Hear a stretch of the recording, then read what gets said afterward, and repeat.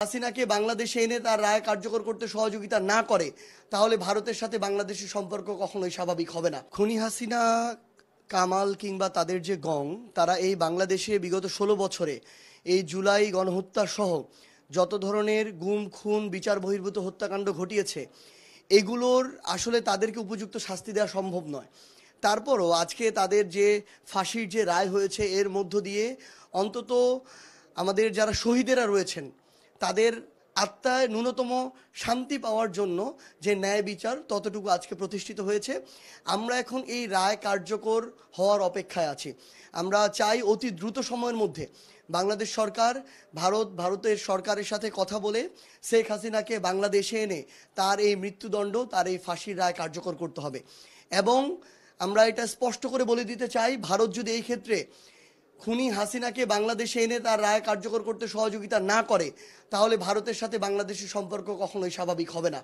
এবং ভারত যদি এটা করতে চায়, ভারত যদি প্রতিবেশী রাষ্ট্র মনে করে, ভারত যদি ওই আরেকটা দেশের সাথে সমতার সম্পর্ক করতে চায়, তাহলে তাদেরকে এটা অবশ্যই করতে হবে। পাশাপাশি আওয়ামী লীগের দল হিসেবে আওয়ামী লীগের যে বিচার, সেই বিচারটি হতে হবে। আমরা প্রত্যাশা করি আমাদের যারা শহীদেরা, যারা জীবন দিয়েছে, রক্ত দিয়েছে, অঙ্গ হারিয়েছে, আমরা তাদেরকে এর কোনোটি ফিরিয়ে দিতে পারবো না। কিন্তু এই খুনি হাসিনা, কামাল সহ আরও যারা এই গুম খুন বিচার বহির্ভূত হত্যাকাণ্ডের সাথে সম্পৃক্ত ছিল, তাদের এই রায় কার্যকর করার মধ্য দিয়ে তাদের আত্মার ন্যূনতম একটি প্রশান্তি আসবে।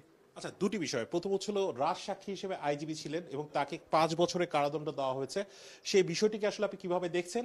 তার পাশাপাশি সামনে তো নির্বাচন, আপনারা বিচারের জন্য অধীর আগ্রহে অপেক্ষা করছিলেন, বিচার সংস্কারের কথা বলছিলেন, জুলাই পদযাত্রা অংশ নিয়েছিলেন। নির্বাচনের আগে আসলে আপনারা কি চান? নির্বাচনের আগে সবচেয়ে গুরুত্বপূর্ণ এখন চাওয়া হচ্ছে, আমরা প্রথম ধাপটি পার হয়েছি। খুনি হাসিনার যে রায়, মৃত্যুদণ্ডের ফাঁসির রায়, সেই রায়টি হয়েছে।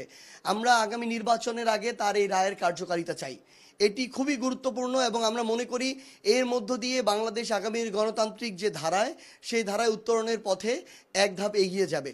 পাশাপাশি আমরা আজকে যিনি আইজিপি ছিলেন, যিনি রাজসাক্ষী যিনি দিয়েছেন, আমরা ব্যক্তিগতভাবেও যখন তার সম্পর্কে খোঁজখবর নেওয়ার চেষ্টা করি, তখন তার মধ্যে তার যারা তার সাথে কলিগ ছিলেন তারাও বলেছিলেন যে তিনি যথেষ্ট পেশাদার ছিলেন তার জায়গা থেকে, কিন্তু সিস্টেমের অংশ হিসেবে তিনিও এই অন্যায়গুলোর দায়ভার কখনো এড়াতে পারেন না।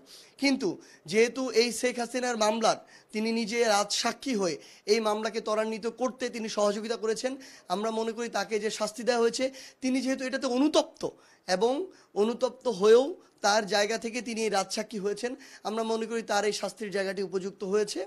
এবং আমরা প্রত্যাশা করি যে আগামী নির্বাচনের আগে আমাদের এই রায়গুলোকে কার্যকর করতে হবে।